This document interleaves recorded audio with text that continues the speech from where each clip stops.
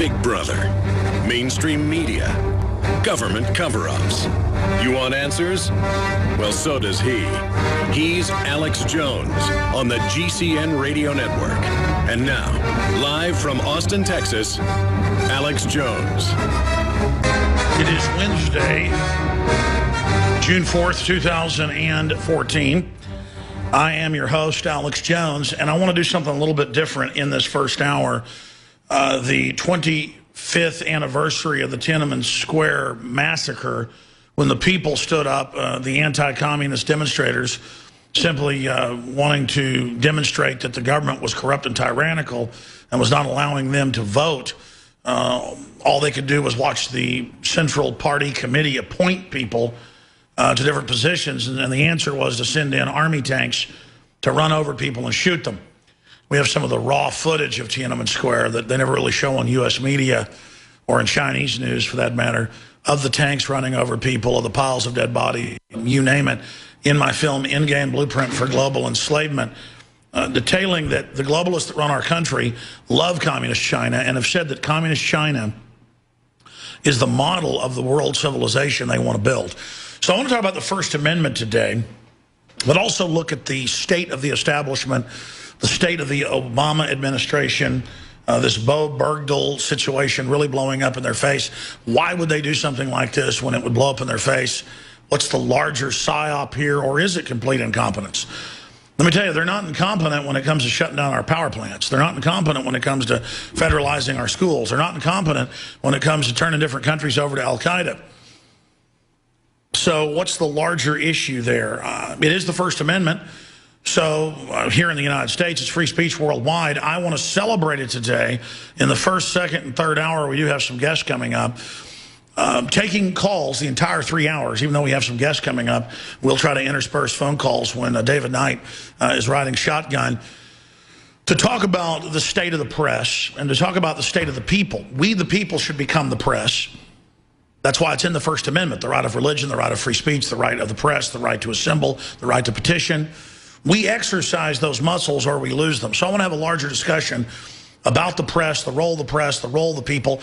And David Knight was talking yesterday when he was hosting the show after I left.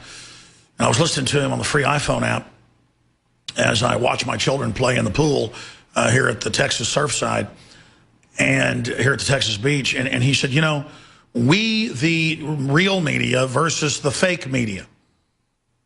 And we're always trying to come up with a term. Mainstream media, dinosaur media is my term. Prostitute media is Gerald Salente's term. Sewer stream media, Decepticon media.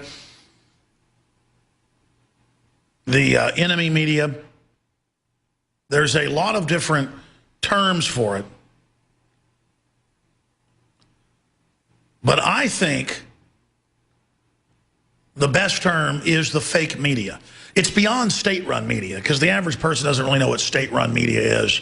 The average dumbed-down person out there doesn't know that every movie, every major TV show has a message in it, most of it globalist financed. They're not aware of that. So we're going to be expanding on that today and really calling for everyone to speak out against the fake media. And then once you use the term fake media, you can expand into state-run media for the general public that isn't awake yet. Sure, we got 20% of the public probably pretty much awake, another 30% that are somewhat awake, but half the public doesn't even know what planet they're on and are literally bots programmed by mainstream fake media. And again, I just called them mainstream media. I hope today is the day that we stop calling it mainstream media and we start calling it fake state-run media, or the globalist collaborator occupied media. It's all coming up today. Jam-packed transmission, a bunch of breaking news I haven't gotten to yet up on Infowars.com and PrisonPlanet.com. Feds treated Black Friday boycott as terrorist threat. That's a new article. That's right. Any type of free speech is terrorism in the land of tyranny. Stay with us. It's all coming up. I'm Alex Jones, your host, Infowars.com. Monday through Friday, 11 a.m. to 2 p.m. Central. We are here live. I am your host, Alex Jones. Riding shotgun with us is David Knight today. And of course, I do things a little bit differently than any other radio talk show host out there. Even when I take a few weeks of vacation off a year, I like to end up doing an hour or two or three, like I did on Monday. I did 2 hours, or 2 hours and 20 minutes of my own 3-hour broadcast, and I file video reports from the road and basically work from the road. So I'll be here during the first hour today. Then David Knight will be hosting the second and third hour. Daniel Estulin, who did get Bilderberg's agenda, has an inside source. He's proven it over and over again. I happen to know who one of his sources is, not the other. And we're going to recap their real agenda for the world, because we're focusing on the real shadow masters, so they're not in the shadows anymore. And then any other intel he got the week after Bilderberg, anything he learned during Bilderberg. But that's only the first half of Estulin. The second half of Estulin, we're going to have open phones in the spirit of free speech, and the people being the press and the people asking the questions. You can ask Daniel Estulin or David Knight any questions you have in the last 30 minutes of the third hour. And in that spirit today, the 25th anniversary of the people of China, the most populous nation, 25 years ago today, trying to simply demonstrate peacefully in the Tiananmen Square, or the equivalent of, the Lincoln Memorial, like Martin Luther King did. And it took them about half a day to finally find generals from a province 300 miles away to come in with army tanks with a group that spoke even a different dialect of Chinese. They've got more than 25 major dialects. It'd be like taking folks out of California to come in and kill Texans, or sending Texans to Vermont to kill folks in Vermont. They brought in the armor. And we always see that famous photo of Tank Man, a video still that had to be smuggled out of the country later.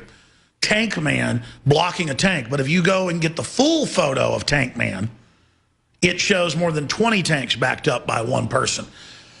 And no one knows what happened to Tank Man. Just like no one knows what happened to the unknown soldier. There's a photo. We should take a photo of it right now so we can show it on air. It's back in the back hallway, in between the shipping department, the warehouse, and the reporter area. There's a photo that my parents got when they were in Germany a few years ago visiting family that lives over there, who's in the military. Long story short, they were over there.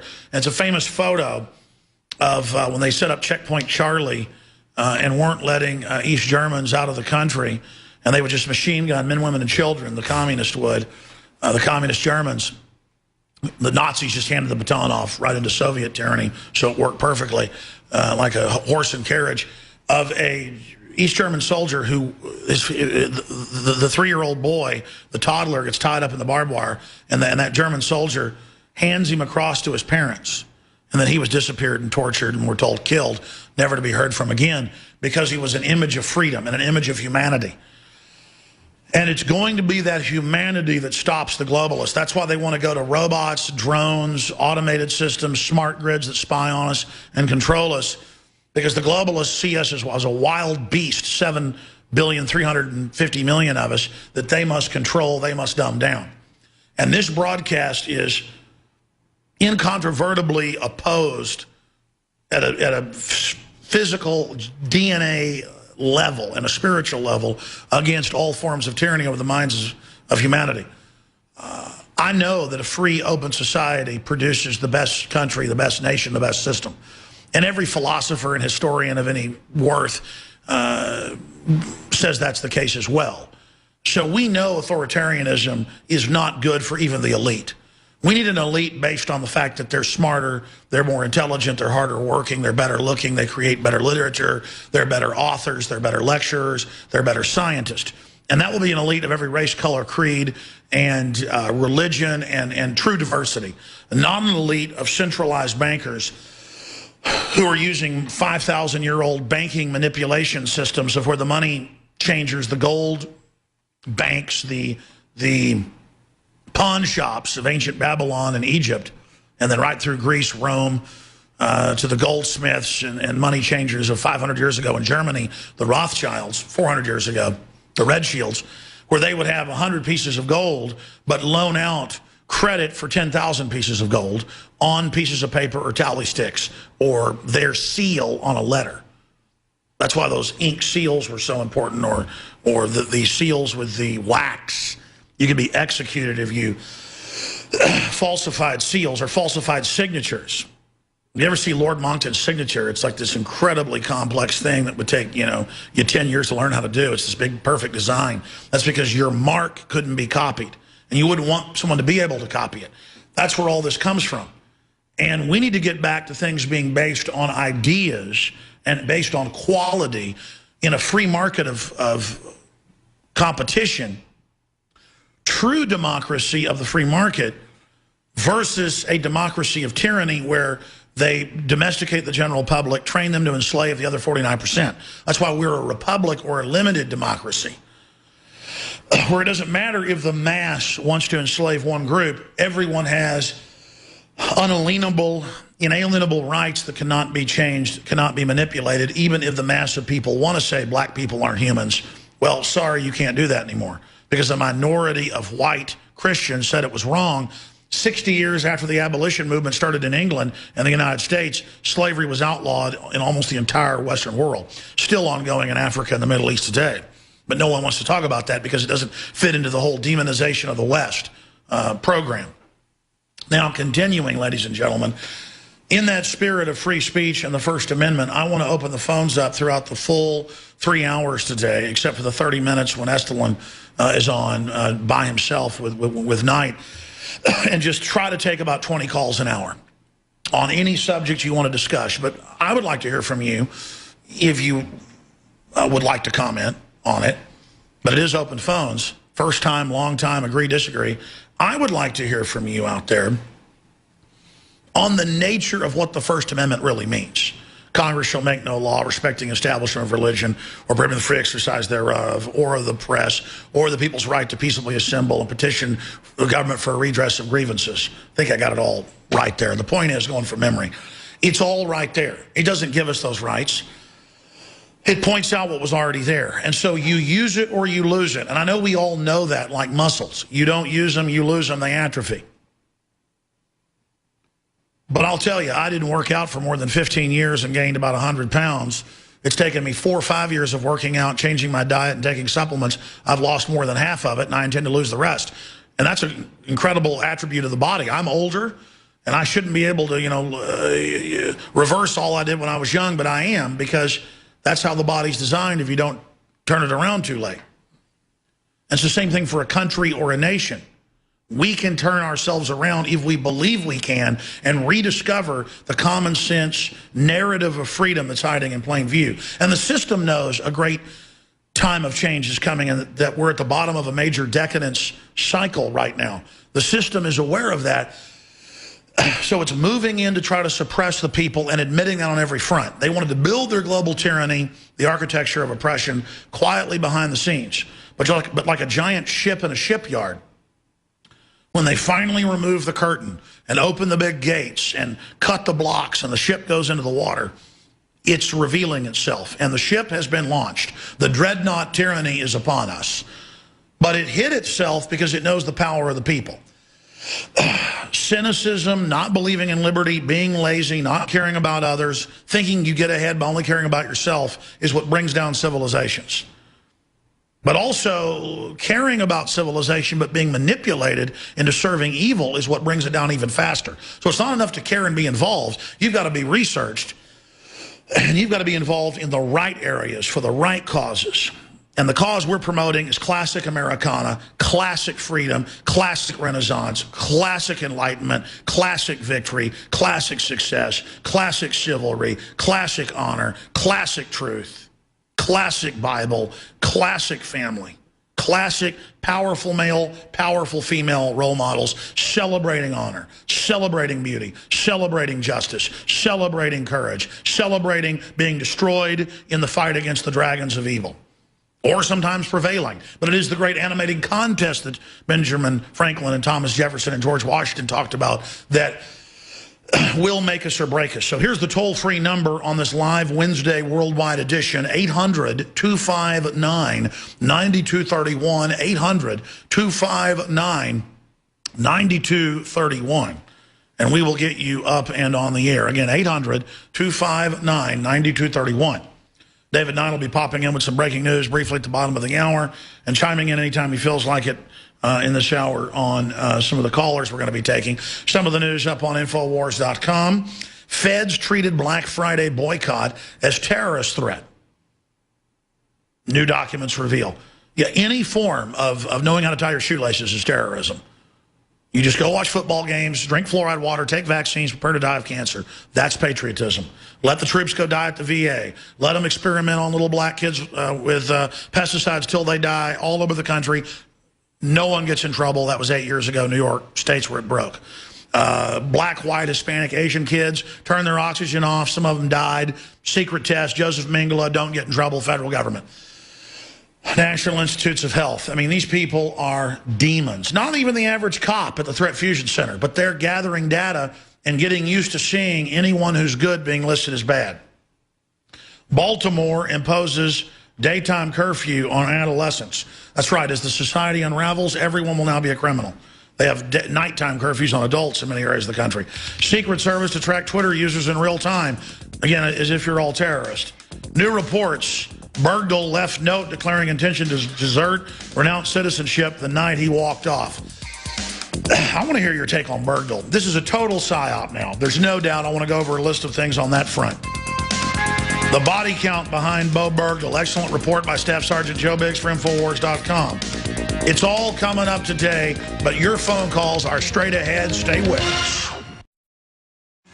All right. Look, I want to go to your phone calls, or I never will. After I take some calls later in the next segment, I'm going to go over the Bo Bergdahl release that just is an absolute fraud on every front. Why would Obama do this? They know how to put out propaganda stunts. There is something going on behind this. And I haven't figured out what it is yet, but wrote a note that he was going to defect to the Akani network, all the rest of it, all these people dying trying to get him. This just has PSYOP written all over it. There's no doubt. So maybe you can give me your take on it out there, listeners, on what you think's going on. We have continual coverage at prisonplanet.com and Infowars.com on that front. Let's go to George in Connecticut. You're on the air. Thank you for calling in today. Hi, Alex. I'm wondering if we couldn't have a story, maybe for the Europeans in particular, rebranding Bilderberg as the rise of the Nazis again, because Europeans are very sensitive to this issue, and if people realize that the same people that have promoted the Bilderberg movement are also the same people who promoted Hitler and various other things, and they start to look into this more deeply, and they wouldn't want these people on their soil. It would become like having a plague upon your soil. And I think that's an important issue because I don't think most Europeans see that yet. Some of them do, but not as a large body. Incredible point. Appreciate your call. Just let me briefly comment on that. Go to more calls. The Nazi thing's been way overplayed. That card is just, you know, don't like Obamacare, you're a Nazi. Don't turn your guns in, you're a Nazi. Don't want the borders totally open, you're a Nazi. But then if you're George Soros, a real Nazi collaborator, or Schwarzenegger, who said he admired Nazis, to Rolling Stone magazine, and reportedly wears SS uniforms at home, I mean, I'm not kidding. That's all okay. So it's purely political when MSNBC says, I'm deeply racist, and then shows no proof. It just shows how they're totally fake, state-run, anti-American, anti-freedom media. Bilderberg was founded mainly by a bunch of former Nazis with a bunch of European robber barons and British and U.S. robber barons on record in 1954. And they bragged they founded the euro and the rest of it. And it's true that it's not just the Nazis. There's always authoritarian interest who want authoritarianism to be able to take over a society. Joseph Mengele's family was royal. The royal family got behind Hitler in Germany because they'd lost the Austrian-Hungarian Empire. And it's not that the Germans were the bad guys. The globalists were manipulating both sides, and that's been declassified. The British intelligence was actually helping fund a bunch of radical groups, the communists and the Nazis early on in the 20s and 30s. Because they want to destabilize things, just like they give arms to Assad and to Al-Qaeda now to destabilize Syria. So it's the same story over and over again. And the EU project was a Hitler-Nazi project. That's even in the BBC. And it was done by stealth, and they couldn't win with tanks, so they won with an economic takeover. But it's beyond the Nazis. It's financial interests that want authoritarianism. And now, look, we're going under the Asian trade unions and the rest of it. All of our rights are being taken under it. Internet rights, you name it. There's not even discussion in the media. Just like there's not discussion of Bilderberg in the controlled corporate press. Because people don't know there's a Pacific trade deal being done right now with 30 points. Only 2 of them have been leaked that are just freedom ending. We got the Copenhagen carbon tax treaty, so the whole thing fell apart. Just because we got the treaty. But we can't get the treaties. That's how much tyranny we're under. Let's jam in one more. David in Wisconsin. You're on the air. Thanks for calling. Hey, Alex. Big fan of your show. I have a pretty simple question. My grandpa asked me, because I was talking about stuff you talk about and trying to wake him up, trying to wake up my family and all that. And he asked me, well, what is it that I can do, my generation can do? And he's 70 years old, so that's, pretty old. He says, what can he do to help wake people up? What is it he can do right now?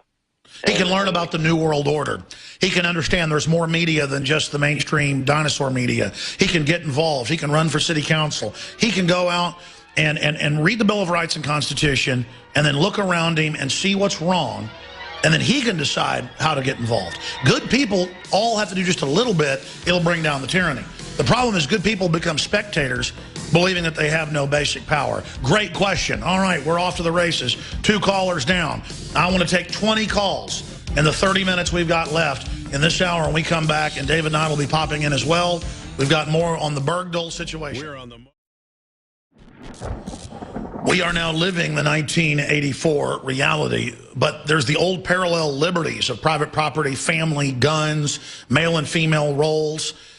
Top globalists back in 1961, before he died, published Brave New World Revisited. Aldous Huxley, at the time his brother ran the UN, the real UN, the scientific end of it, scientific technocracy, eugenicist end of it. He was the head of the World Eugenics Society, by the way, at the time, and that was Julian Huxley.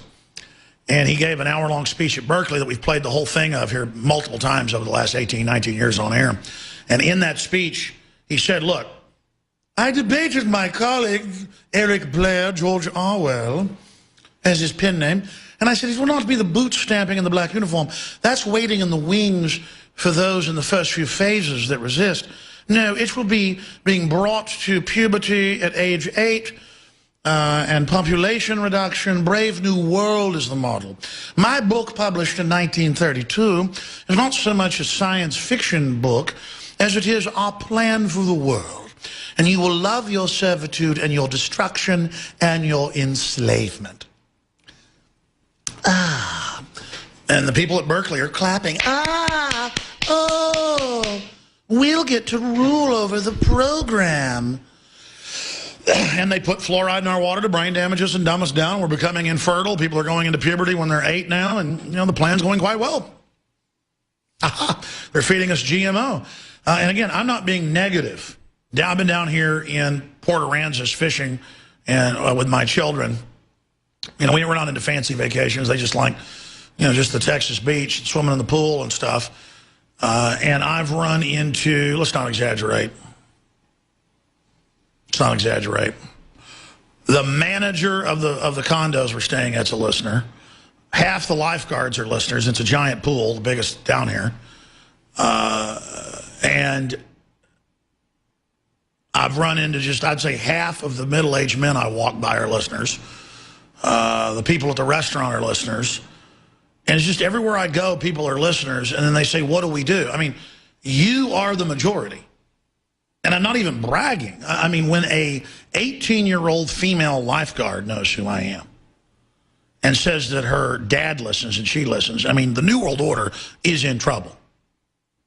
I'm not bragging, ooh, I'm a celebrity. I don't like being this popular going up against the globalist. They're trying to indict Steve Pieczenik, that's on record, for running CIA operations in the 80s that were sanctioned mainly because he comes on this show, and he's been told don't come on this show. MI6 has visited him. He's had a bunch of stuff happen. I mean, that's how real this is, folks, that I have to deal with my guests being murdered, like the D.C. Madam and others. I have to deal with being physically attacked before. And I'm not saying boo-hoo, woe is me. Do you realize, folks, that I'm in combat in the info war, toe-to-toe with the globalist and their dirty tricks and all the rest of it, because they can track with Google and the NSA the fact that our audience, they know how big our audience is, we don't. They've got a better handle on it. I don't have all the systems to know how many people listen. I know it's about 20 million that we can track each week. Do you think they like that? I want to go back to your calls. It's just that they've got war games, computer algorithms now where they can tell what things will tend to do politically off of similar things they've done before. They can almost predict the future, but they can't predict you wild carding and as an individual not following their programming. And those two nexus points are coming together right now. We're at the flashpoint. Here are some of the headlines, and then I'll go to your phone calls and get any comments David Knight has on this. Let me pull up Drudge. I just had Drudge. Drudge, I think, has the best coverage of the Bergdahl situation. We can put it up on screen for TV viewers. Video, Bergdahl's release. We can show some of that in the background. Report, had been made to look ill. Report, wanted to renounce citizenship. Team leader, a lot more to the story than soldier walking away. My gut tells me he was sheep-dipped, and this was super elaborate. And that's why he has such courage, they say, and all the rest of it. I mean, I think they're really trying to fool the Akani network. 3 more members of Bergdahl's platoon speak out. White House apologizes for oversight and congressional notification. It's an oversight when the law says 30-day notification. Just like getting rid of your Bill of Rights and Constitution's an oversight, and signing statements are an oversight, and saying NATO's over our military is an oversight, and doubling your health care costs is an oversight. Miscalculated reaction. Who wrote Rice's talking points this time? Ranking dim, dangerous precedent that puts all Americans at risk. Yeah, it does.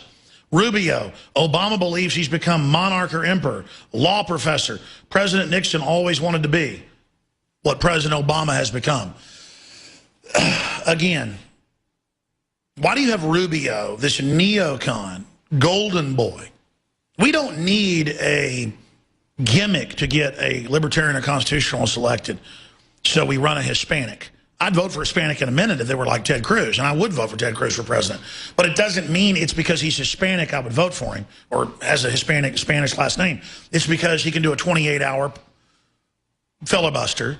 He's fought Obamacare. He's fought for the Second Amendment. They would have passed gun control if it wasn't for Ted Cruz and Rand Paul and the American people. Okay, I'm ranting. I said I'd take calls. The point is we don't need gimmicks, but why is Rubio talking like that now? He's got to sound like a libertarian constitutionalist like Ted Cruz or Rand Paul to win. The answer is radicalize the libertarian arm of the Republican Party. The Republican Party is ready to fall to the liberty movement. They admit that. They're panicking. All hands on deck with the Democrats and Republican leadership trying to kill the Tea Party. That's why I'm full into the Tea Party, the real Tea Party, to take over the Republicans. That's our shot. 2014 is everything. But now you notice we got called kooks saying he was becoming a dictator just 3 years ago. Now it's, oh yeah, he's becoming a dictator. It's passé, Democrats, Republicans, because we're the majority. We've told the truth. What we said is coming true. They have Democrats have websites saying that, I mean, every day, I saw 2 of them yesterday without looking. Alex Jones is crazy. He says Obama's becoming a dictator. Oh, he's so kooky. Ah, ha, ha. Look at him. That's so weak-minded people read that and think, ah, ha, ha. The military is going to be on the streets. Obama's becoming a dictator. How funny. They're literally just using peer pressure with mindless Democrats that can't even tie their shoelaces. I mean, I'm a liberal, okay? I want more freedom. You are fascist scumbags. There are a lot of well-meaning liberals who are freaked out by Obama, and they don't trust the Republicans either. I don't either. But when the whole leadership is after the real Tea Party, you better believe they know that's where the opposition is. Will they try to co-opt it? Will there be problems? Of course there will be. But the Tea Party's not going to come after getting rid of the borders completely and legalize 30 million more illegals and take our guns and you know, openly fund Al-Qaeda and you know, say our kids belong to the state. I mean, this is Mao Zedong level what's going on. They're just attempting to normalize a total takeover.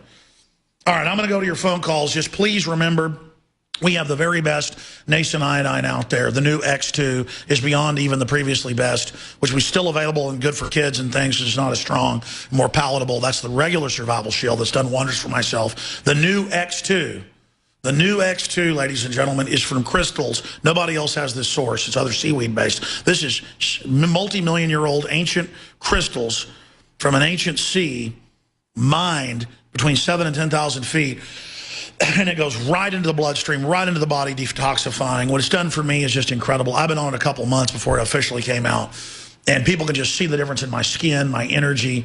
I mean, I work a lot harder than I used to. I have more stamina. I chalk it up 2x2 and the regular survival shield, the super male vitality, and the super female vitality that will sell out in the next few days. We've got an additional 900 bottles or so. It had sold out as of Monday. We have an additional 900 bottles. You've heard the rave reviews. And regardless, you're funding our operation, InfoWarsLife.com or 888-253-3139. And I want to thank you all for your support and for getting the great products at InfoWarsLife.com, InfoWarsStore.com. Okay, David Knight, tell us what's coming up in the second and third hour today, and then I want to race through phone calls right into the next hour. I want you to continue with these calls.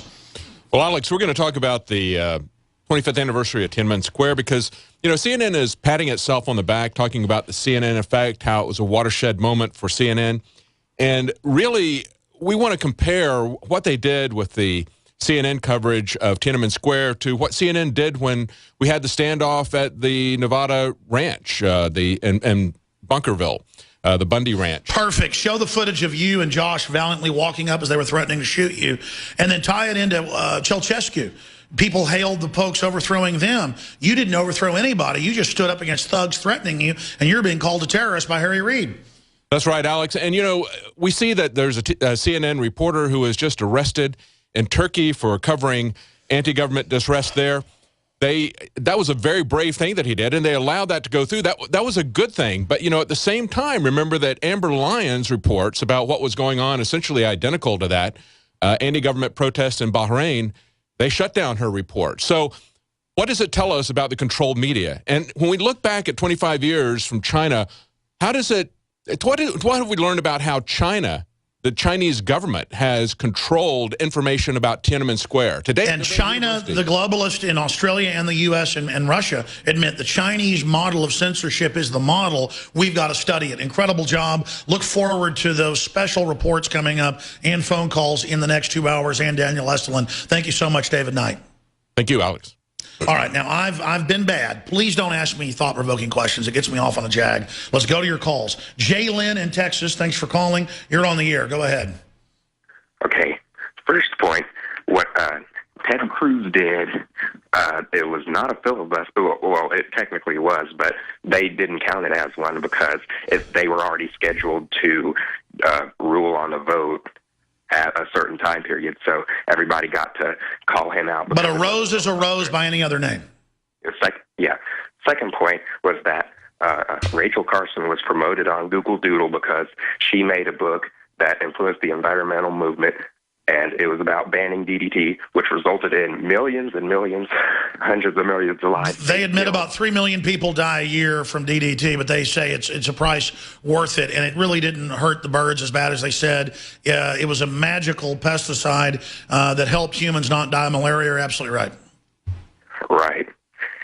And third point, newsrescue.com promotes some of your stuff. I read some very interesting information that people don't promote. They want guns in their area, in Nigeria, to protect themselves from the government and from these military groups, because both of them are coinciding with each other.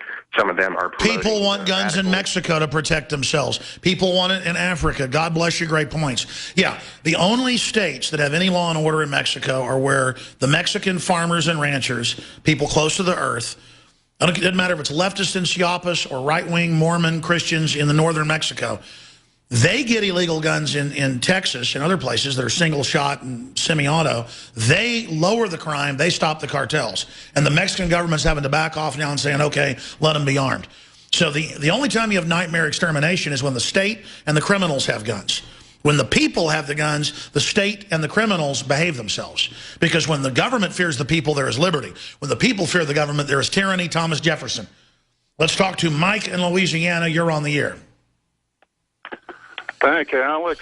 While I was waiting online, the 5 bottles of X2 were delivered to me, and it's sitting in front of me. I can't wait to open it up. Thank you.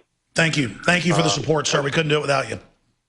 Yes, sir. This is Mike from New Orleans that has the cart on the street. I want to thank you again for promoting that. It was a nice little boost. I still don't have the screens, but I still soon will. and we'll be able to live stream your show out to the French Quarter every day. I want to say this. This is how the CIA would overthrow what they call dictatorships until they changed their policy in the 50s and started putting dictatorships in, or in the 60s mainly.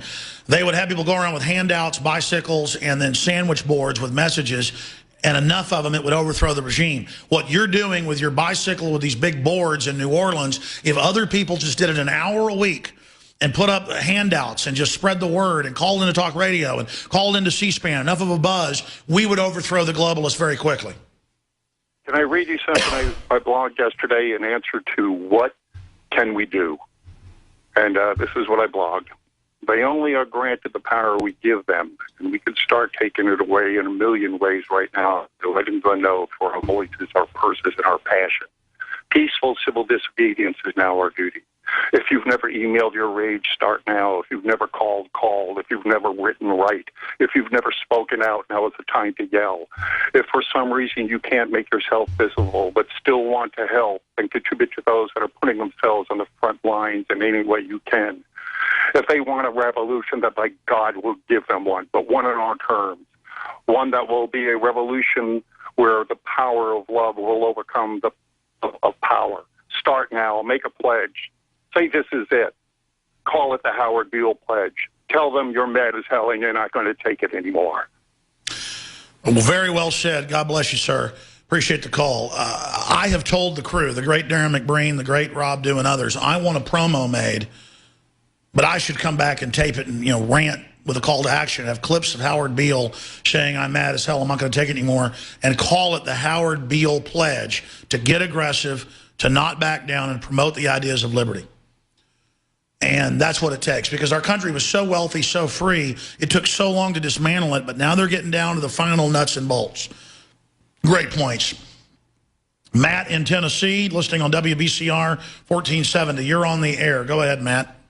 Hey, guys. Jens, Alex, appreciate you letting me on. You sound racist because you don't like Tiananmen Square. This bird dog guy, I think this could come back to get us. I don't know if I'm thinking way outside the box here, but his parents, his dad, seems to have a lot of knowledge with those people over there. Maybe they let him go and they let them 5 prisoners go, that maybe they're going to try to do a false flag here in the next couple of years to keep Obama in. He can set out martial law and then no election, and then he can stay in. What do you think about that? I know we have pieces of the puzzle, and any way you slice it, this is staged. Nobody would do what Obama did. It's a PR disaster unless there's something larger. And I think it was just like Red Adair would blow up oil wells that were on fire with a bigger explosion. I think they did this in an emergency because they could track the VA thing was going to boil over, as a way to give a fake defeat of Obama and to change the subject. That could be part of it. You have the CIA section chief blown, so it's probably coming out that Bergdahl was a fake defector. I'm speculating here. But you add to this, I'm just throwing the pieces out, that he really did defect. He did walk off base. That was known. Staff Sergeant Joe Biggs called me Saturday, and McAdoo called me, Leanne, and they were already on that before it was on CNN a day and a half later. So this was well known. This does not add up at any level. And then you see shows like Homeland and others with a narrative that fit this Bergdahl thing exactly. They want the background of the idea that troops are Al-Qaeda. Troops are Al-Qaeda. Troops are Al-Qaeda to flip Homeland Security on their number one enemy, the veterans. So this is a major sophisticated psyop. I haven't ferreted it out exactly. We just know it's a psyop. Stay there, caller. I want to finish up with you. Look, it's simple. If you don't value your freedom and you think your freedom is having checkpoints on the highway, you're going to be a slave. And they've changed the laws, the regulations to take your bank accounts, to track everything you do. We're going into tyranny. Tyranny kills prosperity. And we're seeing our prosperity go out the window right now. Matt in Tennessee, any other points you want to make about the Bo Bergdahl story that is just disintegrating? And we were reporting on it Sunday that it was disintegrating. People were like, oh, come on, not a conspiracy theory. And all the controlled fascist press that poses as left wing was attacking us on Monday. They're not laughing now, are they? No, they're definitely not laughing. And what's this secret meeting with the Senate today, behind closed doors meeting going on about this whole prisoner exchange and all that? There's something secretive about this, Alex. And I just want to say I really appreciate you being on up here in Alcoa, and also now that you're on down in Knoxville, Tennessee on 94.3, and get to listen to you every evening as well as every day up here. I really appreciate all that you do. Alex, thank you so much. Well, I appreciate you. You guys are right there in the same area of Tennessee where you had the overthrow of the corrupt government there, the Battle of Athens. We should do a special report on the Battle of Athens and really remember how that's another model that if they keep starting physical attacks with us, that we have a right and a duty to get physical. I don't want that to happen, but it is our right and our duty. And that's why they're trying to demonize the Declaration of Independence right now. Let's go to Kevin in Canada. Kevin, you're on the air. Go ahead. Yeah, hello. Alex? Yes, sir. Yeah, I'm up here in Alberta, Canada. I'm just amazed at what's going on. I don't know where to start here. I'd actually just like to ask you if there's anything you could do with David Icke and Jesse Ventura, get them both on the same page, or try and get a roundtable discussion with them to get them, I don't know, to cooperate or something a little more. I know that Jesse doesn't like to go into that stuff, but I believe it. Well, I mean, listen, I can barely run my own life. I like David Icke and I'm friends with him. I like Jesse Ventura and I'm friends with him. I admire and think both men are very interesting. I know them both personally over many years. You're talking about one of the TV shows. I was in like 12 episodes of 3 seasons and was a consultant on conspiracy theory. Ventura quit the show because he didn't like the direction it was going. I was pretty much offered the show. I turned it down. Great people involved in it. It's just the network was turning it into chupacabras and space aliens, and we didn't want to go that route. Now I do a show on History Channel and Discovery Channel, Book of Secrets and one other. I don't even watch those shows. I know with the Ventura show, they kind of edited what I said down to make it look like I was attacking Ike. I'm not mad at him. I don't want to get in the middle of it. I've tried to get the two together, but Ike totally misunderstood what was happening. With reality TV, they didn't want them to meet beforehand. It took him an hour to get stuff ready. He thought they were putting him off on purpose. And the two guys are both real, and they're both, former, athletes. And Ventura was a champion swimmer and other stuff. And they just, two alpha males got in a literal argument, on air and off air. And there's nothing I can do about it. And that's what happened. And I just feel bad about the whole thing. But that's already like 2 years ago and water under the bridge. I mean, what, did they just re-air that or something on True TV? Because why do you bring it up? I've just got a memory like an elephant. I think you three are basically the most powerful people in the truth movement with the widest audiences, and I think you guys need to get together. Well, I'll say this. I think Ike's on next week, and I want to get Ventura back on. So we'll just... You know what? I could reach out to him and say, let's all do a friendly interview. But I don't want to plan that yet. So don't go after that yet, Network. I want to wait on that. Next hour coming up, I'll do 5 more minutes to introduce David Knight. And then I will punch out and he'll take over. We're going to talk to John, Chad, Jason, Will, and others. Stay with us. First Amendment Day. I don't know. We're seeing the precedent set for total governmental lawlessness right now. And that's an understatement. With the NSA, with the checkpoints, with the TSA, with the NATO being over our military for 4 years and Obama telling Congress go to hell, with the illegals being legalized who have felonies by the tens of thousands, 36,000 in one swath 2 weeks ago. Obama saying I'll release terrorists whenever I want and violate federal law.